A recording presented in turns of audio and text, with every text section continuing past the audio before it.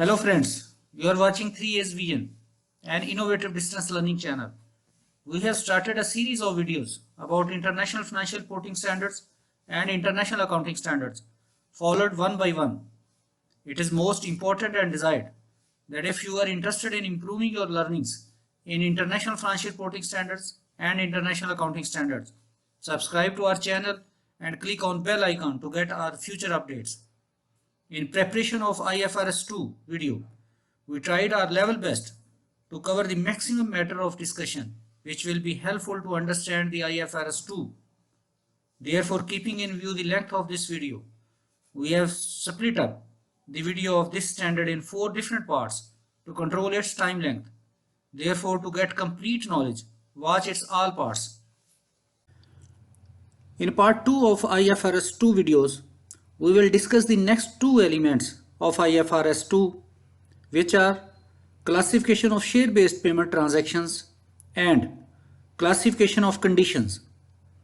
Moreover, remaining elements of IFRS 2 will be discussed in next videos, keeping in view the length of the videos. In the discussion of classification of share-based payment transactions, we will discuss the 8 key factors of this element. That are: number 1, overview of this section, scope of this section, principle of classification, grants of equity instruments to the value of, arrangements to transfer value, grants of equity instruments, redemption features, contingent cash settle instruments, and arrangements dominated.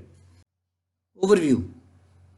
Share-based payment transactions are classified based on whether the entity's obligation is to deliver its own equity instruments, that is, equity is settled, or cash or other assets that are cash settled. An intention or requirement to buy own equity instruments in order to settle a share-based payment does not affect classification. Awards requiring settlement in a variable number of equity instruments to a specified value are classified as equity settled.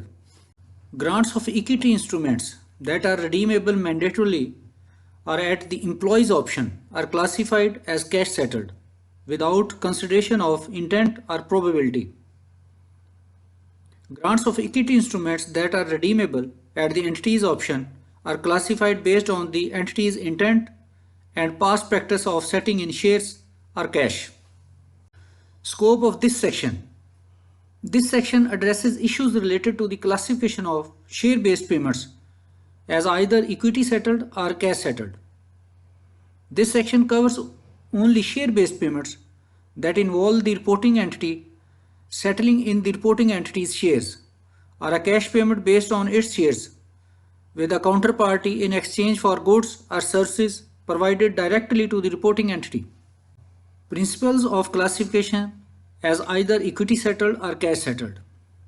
IFRS 2 defines equity settled and cash settled share-based payment transactions as follows.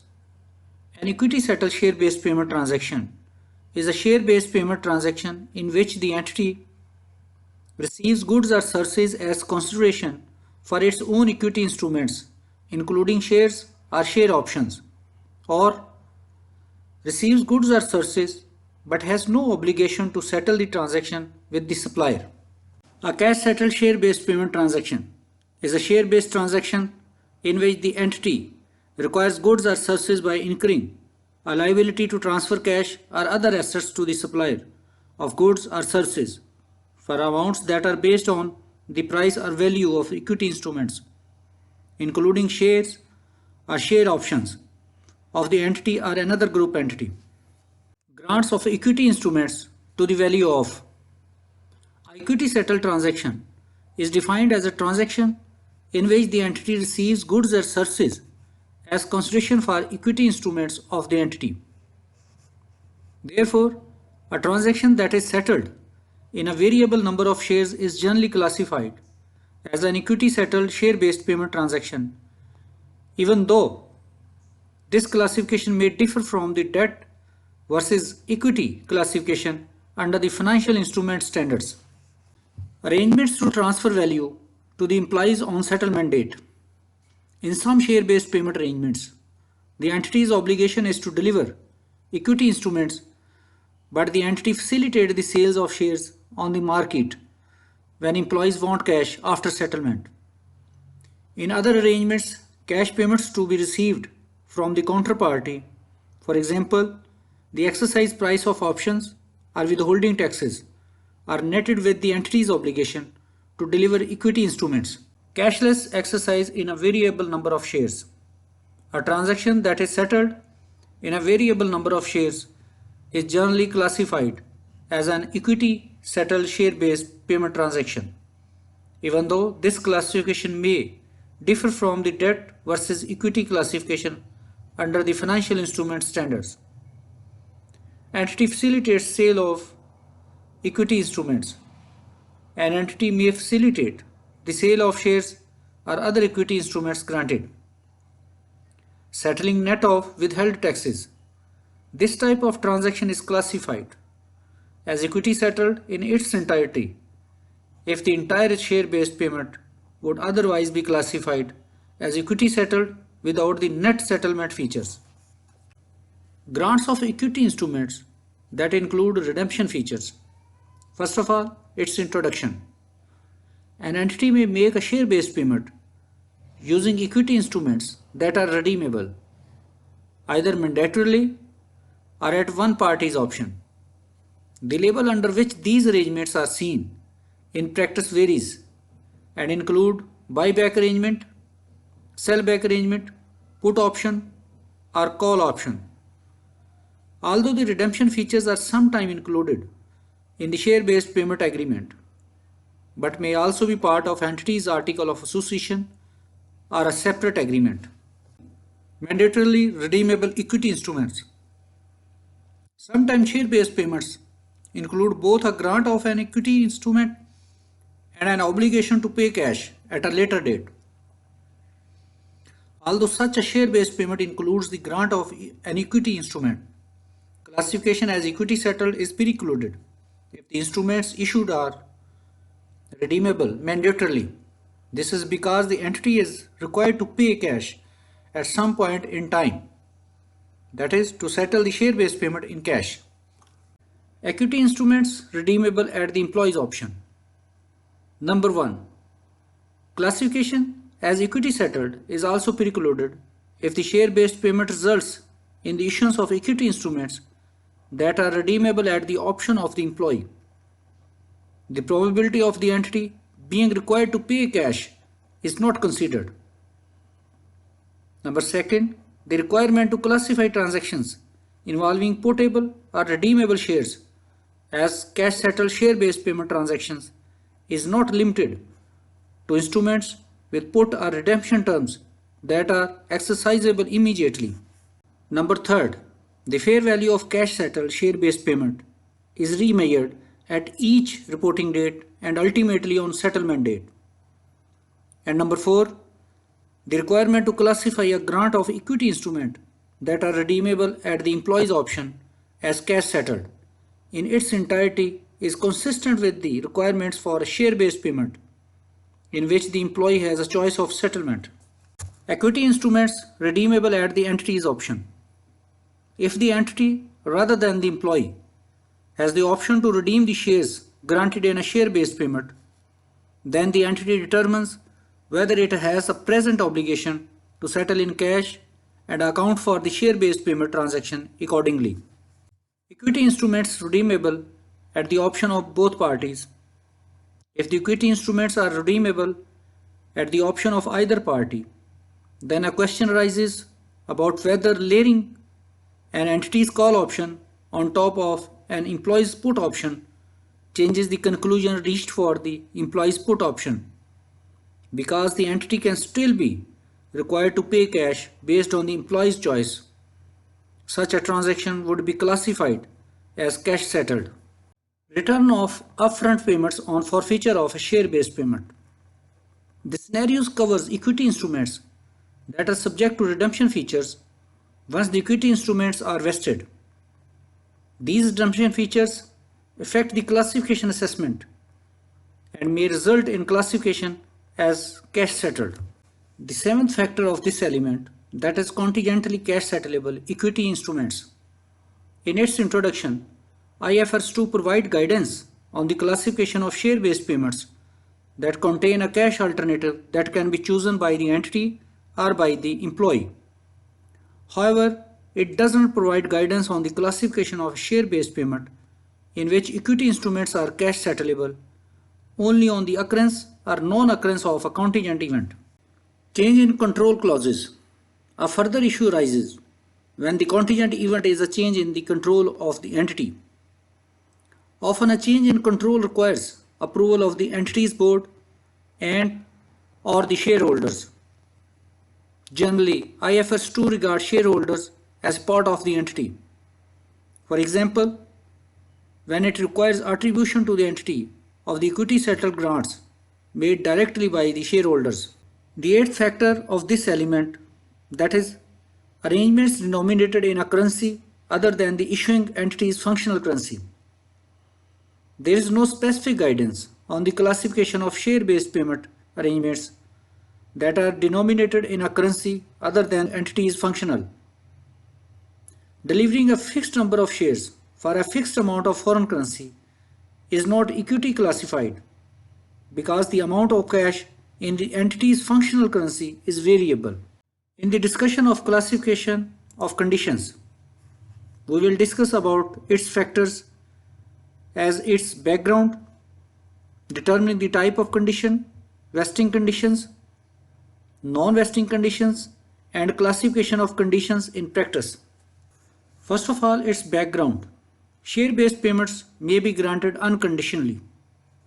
For example, an entity grants a share-based payment to its employees for services rendered in the past, and the employees can retain the grants regardless of whether they leave the entity directly after the grant.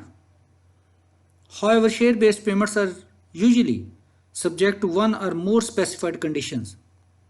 Often these conditions are designed to motivate the employees or other suppliers to provide more or better services and align their personal goals and objectives with those of shareholders. The second factor is determining the type of condition. To understand this, we must answer some questions. First of all, does the condition determine whether the entity receives the services that entitle the counterparty to the share-based payment? If then it is vesting condition, and if no, then it is non-vesting condition. Secondly, does the condition require only a specified period of services to be completed? If yes, then it is services condition, and if no, then it is performance condition. And thirdly, is the condition related to the market price of the entity's equity instruments? The answer is, if yes, then it is market condition, and if no, then it is non-market performance condition. Vesting conditions. In its introduction, important terms in classifying conditions are the terms vests and vesting. A share-based payment vests when the employee's right to receive the share-based payment is no longer conditional on the satisfaction of any vesting condition. Vesting conditions are conditions that determine whether the entity receives the services that entitle the counterparty to the share-based payment. And non-vesting conditions are all other conditions that determine whether the counterparty receives the share-based payment. Service conditions. Service conditions require the counterparty to complete a specified period of service. Performance conditions. Performance conditions are either market conditions or non-market performance conditions that require the counterparty to complete a specified period of services, that is, a service condition which can be either explicit or implicit, and meet specified performance targets while the counterparty is rendering the services. Market conditions are the conditions under which the vesting or exercisability of an equity instrument is related to the market price or value of the entity's equity instruments or the equity instruments of another entity in the same group.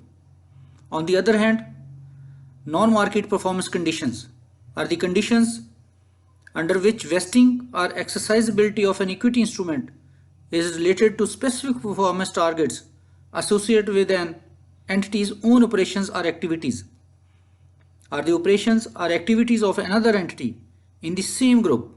For example, a specified increase in profit or an earning per share target.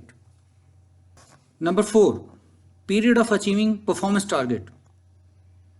In order for the target to be a vesting condition, the period of achieving the performance target cannot extend beyond the end of the service period, inclusive of any implicit services period, but may start before the service period on the condition that the commencement date of the performance target is not substantially before the commencement of the service period. Fourth factor of this element, that is non-vesting conditions.